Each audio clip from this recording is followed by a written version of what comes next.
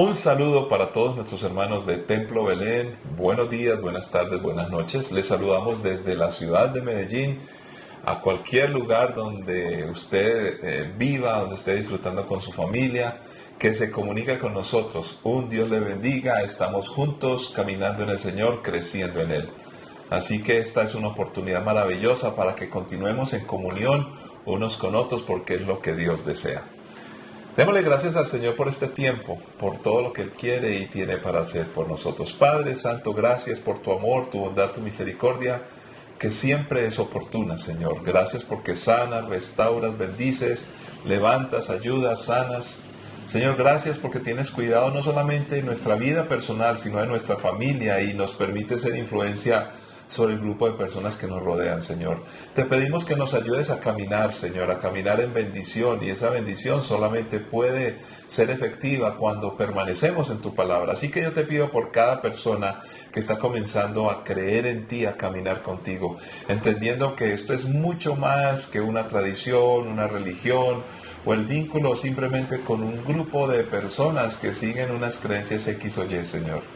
Somos personas, somos valiosas, pero representamos a la iglesia, y no porque nosotros lo digamos, sino porque lo vivimos y tu palabra es realmente la que aprueba o desaprueba nuestro caminar. Queremos mantenernos en ella y por eso la estudiamos, que sea la que marque la pauta de lo que somos y de lo que creemos, por encima de tradiciones o de opiniones, Señor. Ayúdanos a crecer. Por eso, Señor, a todos aquellos que están afligidos, cargados, enfermos, muéstrales tu poder. No depende de nosotros, no depende de nuestra capacidad humana, depende del poder de tu Santo Espíritu y de tu palabra que se cumple. Así que en el nombre de Jesús, opera todas las acciones que tú quieras hacer en tu soberanía para bendecir a cada uno de acuerdo a su necesidad. En Cristo Jesús. Amén. Muy bien, es un gusto estar de nuevo con ustedes, y como siempre vamos a hacer nuestra oración misionera y luego vamos a pasar a tratar un tema bien interesante. Y vamos a conectar la oración misionera justo con la enseñanza. Hoy vamos a hablar acerca de adoración o tradición. Adoración o tradición. Déjeme decirle que todas las religiones del mundo tienen adoración. Algunos tienen muchos dioses, otros tienen un solo Dios. Algunos no creen tener unos dioses, pero adoran cosas. No podríamos decir que pertenecen a ese mundo donde se adoraban las cosas como si fueran unos dioses. Me explico, en épocas remotas y antiguas se adoraba, por ejemplo, a los animales y se decía que eran dioses. Hoy no se le da ese carácter de dioses, pero se adoran muchas cosas de la naturaleza y aún los animales como casi si fueran superiores a nosotros, deificándolos de alguna manera, aunque no utilicemos la terminología religiosa. Como dice Eclesiastés, todo es como lo mismo. Las cosas cambian, pero son cíclicas, y lo que antes era, ahora es, y en fin, vanidad de vanidades, dijo precisamente el escritor de este precioso libro de la Biblia. Entonces nuestra oración misionera va a estar enfocada en una sola cosa, puesto que todas las personas necesitan de Dios, del Dios creador, del Dios realmente soberano y poderoso, que es trascendente a nosotros, aunque puede estar en este mundo que nosotros compartimos. Pues todos tenemos esa necesidad y de alguna manera adoramos cosas, adoramos personas, o adoramos dioses, o nosotros cristianos adoramos a un solo Dios, al Dios creador. Pues de una u otra manera, que en esas expresiones de adoración tengamos una revelación del real y verdadero Dios. Esta es una de las formas más poderosas en que una persona puede conocer al Señor. Por ejemplo, el apóstol Pablo oraba, pero él no conocía a Jesucristo. Y dice la Biblia que cuando se encuentra en esa visión, ese encuentro que tiene con el Señor, Pablo tiene con Jesús. Luego se habla de él cuando Dios le dice a una persona, le dice: Ananías, mira, tienes que hablar con este hombre. Y él decía: pero ¿cómo si persigue la iglesia? Y dice: vaya, hágalo porque es mi voluntad, es mi soberanía. Y he aquí que él ora. Entonces, ¿cómo se encontraba Pablo con Dios si rechazaba a Jesús? En otras palabras, tuvo una revelación a través de sus oraciones, aunque él no conocía a Jesús. De una u otra manera, en esa expresión donde también adoraba a Dios, Dios le escuchó y le permitió tener un encuentro con Jesús. Padre Santo, oramos por tantos pueblos en el mundo, para que te puedan conocer a través de sus adoraciones, así estén equivocadas o enfocadas en cosas que no son o no existen. Y aún a nosotros, los que ya somos creyentes, te pedimos que nos ayudes a enfocarnos en lo que es la verdadera adoración. Porque a veces nosotros tenemos esas expresiones de gusto por la música, por la tradición y por tantas cosas, pero lejos, en ciertas ocasiones, de estar reconociendo que tú eres Dios, el Rey de Reyes, y una adoración verdadera, en espíritu y en verdad. Por eso, Señor, te pedimos que en cualquier lugar del mundo, en este momento, donde las personas estén tratando de adorar a un Dios o alguna forma así, Señor, que haya una revelación poderosa para que luego se encuentren con un creyente que les pueda compartir la palabra y el evangelio, porque al fin y al cabo predicamos la palabra desde aquí hasta allá y también llevamos una expresión de adoración en esa gran comisión de llevar el evangelio hasta lo último de la tierra. Lo que queremos es que en cada región del mundo y cada persona de la tierra pueda adorarte y glorificarte. En Cristo Jesús lo pedimos y creemos, Señor. Amén, amén. Muy bien, vamos a ir a la palabra de Dios y vayámonos a un pasaje bastante conocido, una historia conocida. Voy a leerla, bueno, no toda, pero gran parte. Y pongamos mucha atención, es bastante conocida, pero vale la pena leer de nuevo la Escritura y encontrar algunos detalles que nos van a ayudar a entender la adoración o la tradición, porque muchas veces adoramos más enfocados en una tradición de adoración que en una adoración bíblica. La tradición es importante siempre y cuando se mantenga entre lo que dice la palabra. Entonces, ¿cómo logramos desenredar esto? Pues vayamos a las Sagradas Escrituras, al Evangelio según San Juan, el capítulo 4. Y vamos a pedirle a Dios que nos ayude a entender lo que Él desea y quiere de nosotros. Juan 4, versículo 1 en adelante. Jesús sabía que los fariseos se habían enterado de que Él hacía y bautizaba más discípulos que Juan. Aunque no era Jesús mismo quien los bautizaba, sino sus discípulos. Así que se fue de Judea y volvió a Galilea. En el camino tenía que pasar por Samaria. Entonces llegó a una aldea samaritana llamada Sicar, cerca del campo que Jacob le dio a su hijo José. Allí estaba el pozo de Jacob y Jesús, cansado por la larga caminata, se sentó junto al pozo cerca del mediodía. Poco después llegó una mujer samaritana a sacar agua y Jesús le dijo: «Por favor, dame un poco de agua para beber». Él estaba solo en ese momento porque sus discípulos habían ido a la aldea a comprar algo para comer. La mujer se sorprendió, ya que los judíos rechazaban todo trato con los samaritanos. Entonces le dijo a Jesús: «Usted es judío y yo soy una mujer samaritana. ¿Por qué me pide agua para beber?». Jesús contestó: «Si tan solo supieras el regalo que Dios tiene para ti y con quién estás hablando, tú me pedirías a mí y yo te daría agua viva». «Pero Señor, usted no tiene ni una soga ni un balde», le dijo ella. «Y este pozo es muy profundo. ¿De dónde va a sacar esa agua viva? Además, ¿se cree usted superior a nuestro antepasado Jacob, quien nos dio este pozo? ¿Cómo puede usted ofrecer mejor agua que la que disfrutaron él, sus hijos y sus animales?». Jesús contestó: «Cualquiera que beba de esta agua pronto volverá a tener sed, pero todos los que beban del agua que yo doy no tendrán sed jamás. Esa agua se convierte en un manantial que brota con frescura dentro de ellos y les da vida eterna». «Por favor, Señor», le dijo la mujer, «deme de esa agua, así nunca más volveré a tener sed y no tendré que venir aquí a sacar agua». Jesús le dijo: «Ve y trae a tu esposo». «No tengo esposo», respondió la mujer. «Es cierto», dijo Jesús, «no tienes esposo, porque has tenido 5 esposos y ni siquiera estás casada con el hombre con el que ahora vives. Ciertamente dijiste la verdad». «Señor», dijo la mujer, «seguro que usted es profeta. Así que dígame, ¿por qué ustedes los judíos insisten en que Jerusalén es el único lugar donde se debe adorar, mientras que nosotros los samaritanos afirmamos que es aquí en el monte Gerizim, donde adoraron nuestros antepasados?» Jesús le contestó: «Créeme, querida mujer, que se acerca el tiempo en que no tendrá importancia si se adora al Padre en este monte o en Jerusalén. Ustedes los samaritanos saben muy poco acerca de aquel a quien adoran, mientras que nosotros los judíos conocemos bien a quien adoramos, porque la salvación viene por medio de los judíos. Pero se acerca el tiempo, de hecho ya ha llegado, cuando los verdaderos adoradores adorarán al Padre en espíritu y en verdad. El Padre busca personas que lo adoren de esa manera. Pues Dios es espíritu, por eso todos los que lo adoran deben hacerlo en espíritu y en verdad. Padre, te damos gracias por tus verdades, por la verdad, quien es Jesucristo. Te damos gracias porque nos amas y quieres que nosotros podamos comprender y entender las Sagradas Escrituras de la mejor manera posible. Por eso, hoy, como siempre, con suma urgencia, las queremos recibir para tu honra y gloria y bendición de muchos en Cristo Jesús.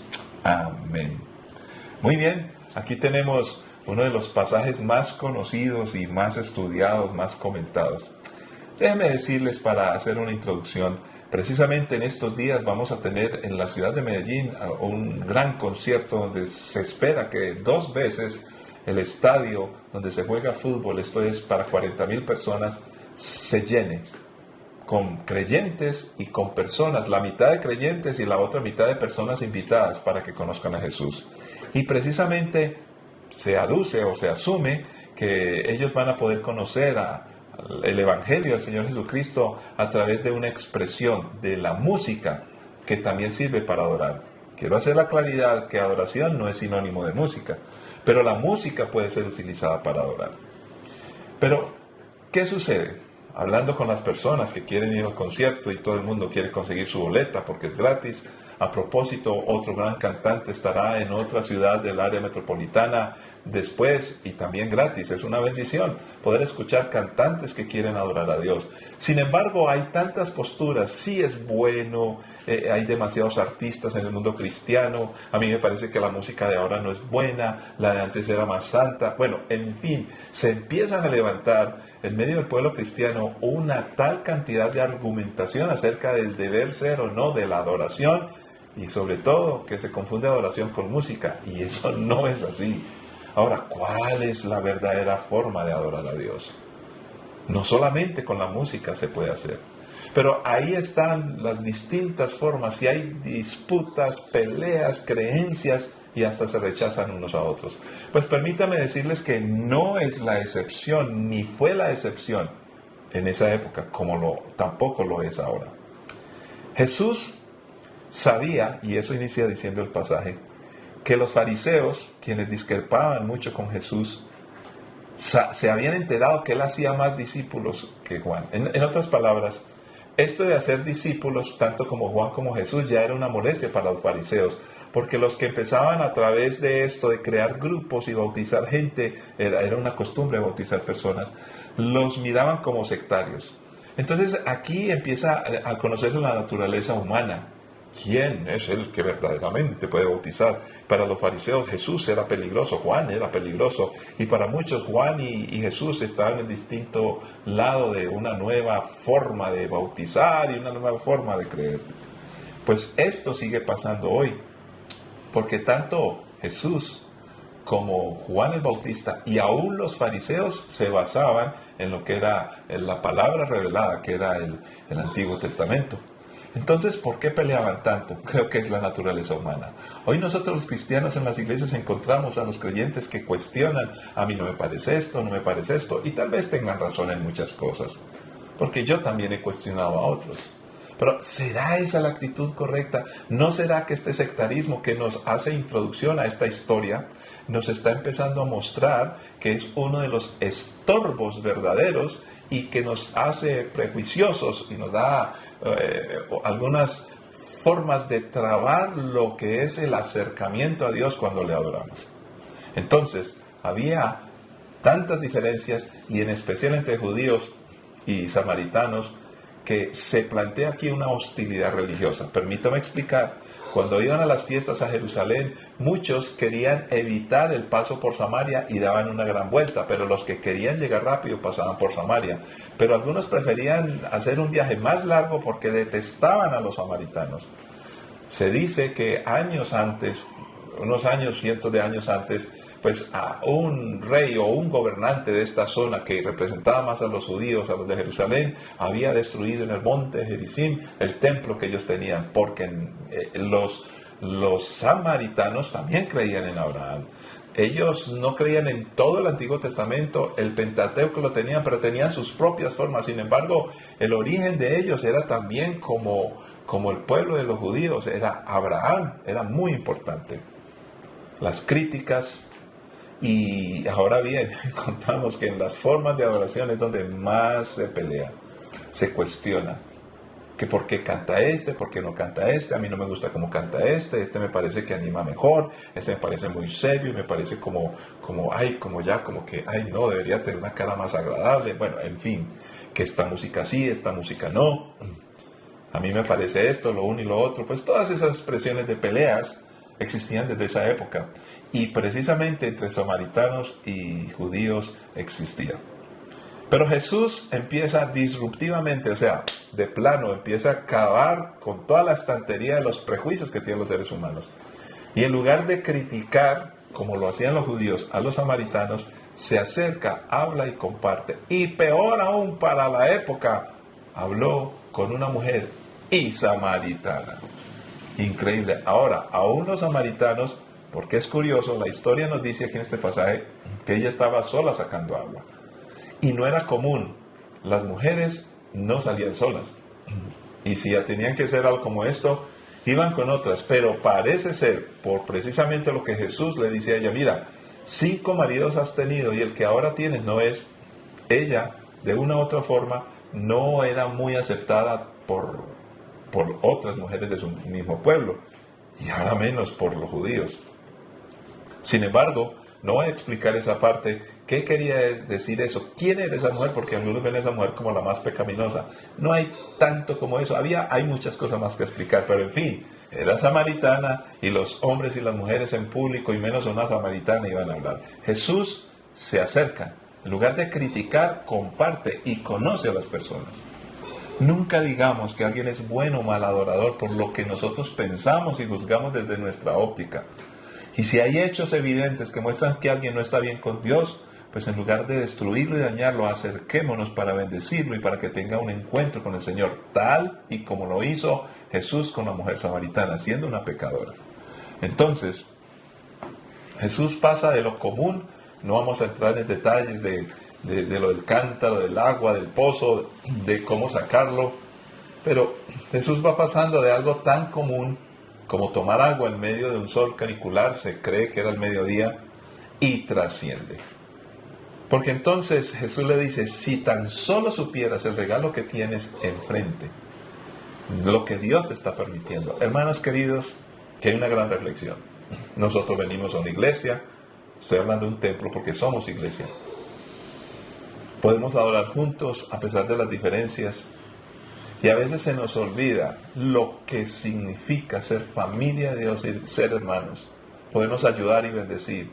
Si nosotros tuviéramos esa trascendencia que Jesús precisamente está mostrando a la mujer samaritana, no seríamos tan crueles con algunos creyentes. Ojo, yo debo confrontar al hermano que está en pecado, pero no condenarlo.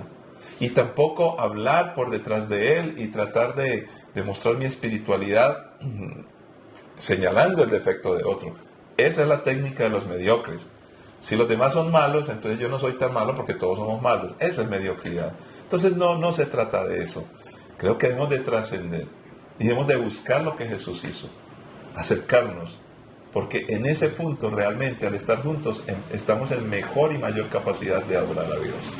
Pero adelantémonos un poquitico en el diálogo, en la historia. Cuando Jesús confronta para dar respuesta y traer salvación. Entonces Jesús no solamente le dijo a esta mujer pecadora, y ese es el problema que tienen muchos creyentes, que nos parece que aún en la iglesia, en nuestro medio, hay gente que no está bien y que no está tal, pero no le ofrecemos salvación. Y somos a veces tan perversos que podemos destruir la imagen de otros, teniendo o no razón, sin antes confrontarlos y ofrecerles salvación. Jesús no condenó a esta mujer. Antes de decirle 5 maridos has tenido y el que ahora tienes no lo es, antes de eso ya le había dicho, si tú supieras delante de quién estás, si tú entendieras lo que trasciende acá, estarías pensando diferente. En otras palabras, antes de confrontar a la gente, debemos de amarles y ofrecerles lo que Dios desea y quiere. Ahora bien, el diálogo empieza a girar en torno a la adoración. Y vamos a llegando aquí al tema directo. Bueno, todo lo anterior tiene que ver con adoración o tradición, porque precisamente los fariseos criticaban a Jesús cuando bautizaba por su tradición. Entonces todo tiene que ver. Pero cuando entendemos el monte Gerizim, se dice que desde el pozo de Jacob se podía observar el monte Gerizim. Era muy importante, como decía, para los samaritanos, porque ellos vienen de Abraham. De hecho, en el monte Gerizim fue donde se le pidió a Abraham que sacrificara a Isaac. Y además fue que Abraham tuvo el encuentro con Melquisedec. Dos eventos supremamente importantes. Entonces usted se imagina lo que significaba para los samaritanos. Ahora, los samaritanos y los judíos se ridiculizaban entre sí. Se burlaban de sus formas de adoración. Era una pelea casada. Me recuerda mucho hoy a que a veces nos burlamos de la música vieja, que porque es muy viejita, o los viejos critican a los jóvenes que porque es una música muy loca, o no nos gusta esto, lo uno y lo otro, que pereza la música en esta iglesia, que a mí me gustaba más como... Bueno, en fin, todas esas formas mediocres que destruyen el verdadero espíritu de la iglesia. No me está refiriendo al Espíritu Santo, que no puede ser destruido, sino esa es la atmósfera de oración. También estaban presentes en esa época. Y Jesús llega y acaba con eso.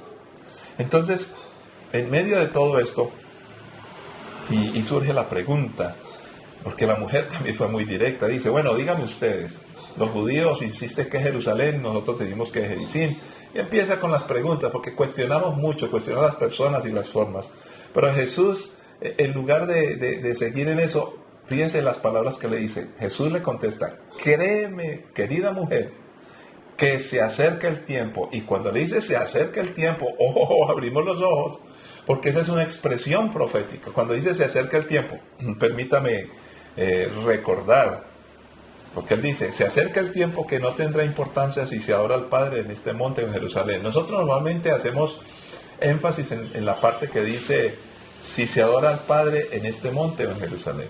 Ese es nuestro énfasis básico. Pero realmente hay que darle todo el sentido a la expresión, se acerca el tiempo. Permítame recordarles que cuando se utiliza este pasaje y de se acerca el tiempo, era una expresión bastante usada precisamente en los evangelios. Si empezamos a recordar un poquitico, aparece, por ejemplo, cuando Jesús se encuentra con su madre en las bodas de Caná. Le dice, se acerca el tiempo.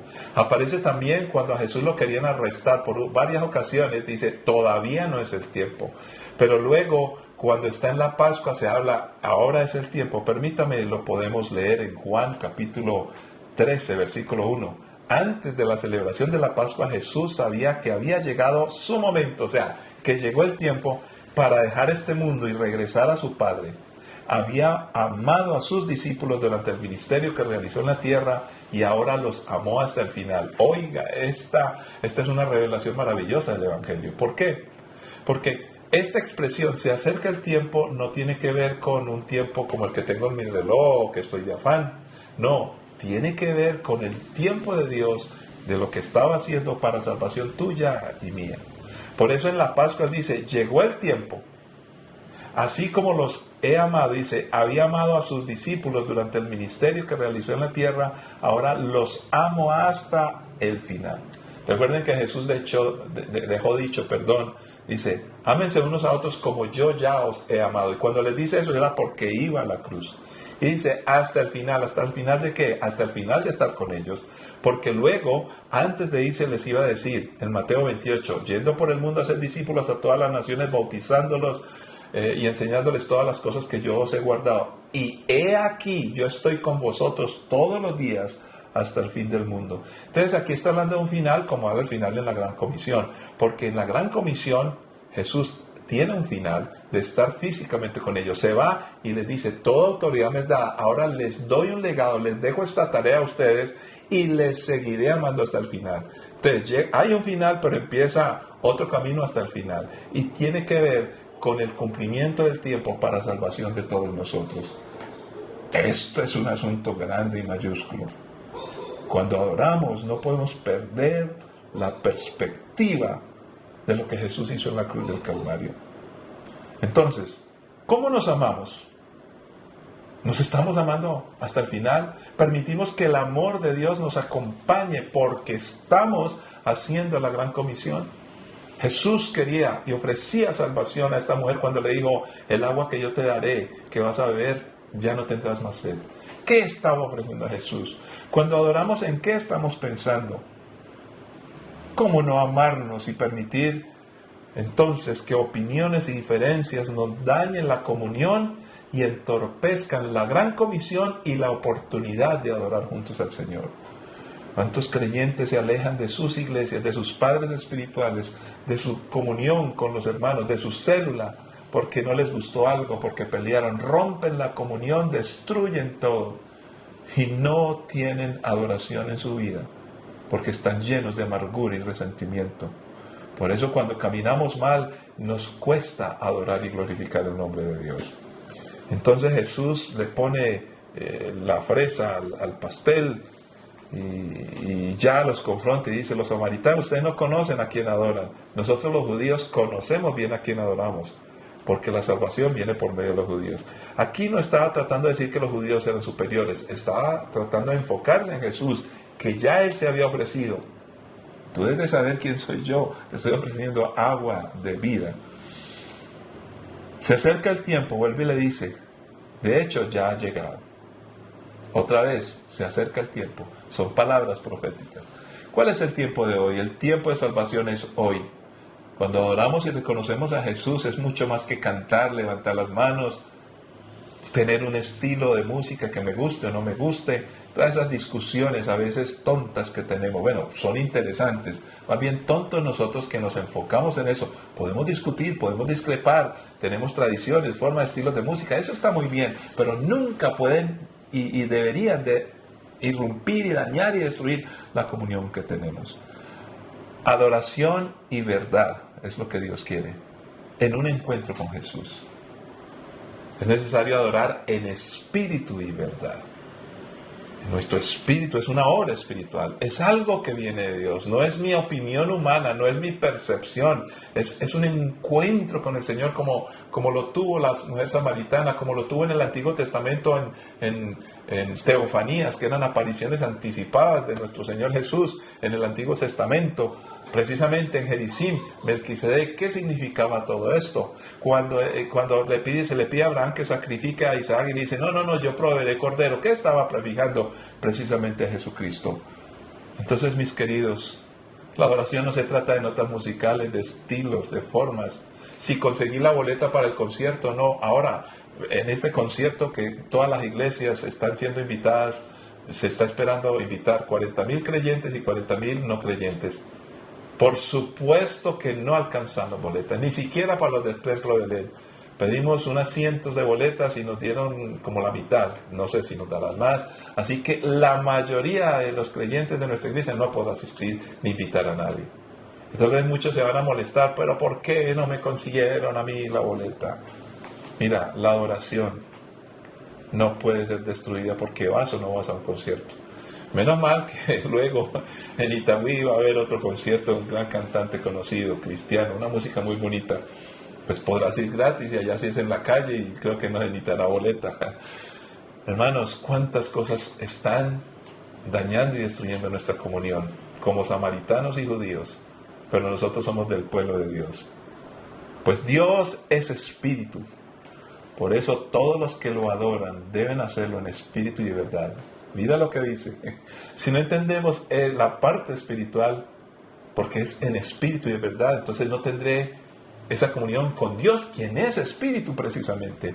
Y recuerden que cuando hablamos de la verdad, y conoceréis la verdad, y la verdad os hará libre. Jesús dijo: yo soy la verdad, el camino, la verdad y la vida. Él es la verdad, es conocerlo a Él, acercarse a Él.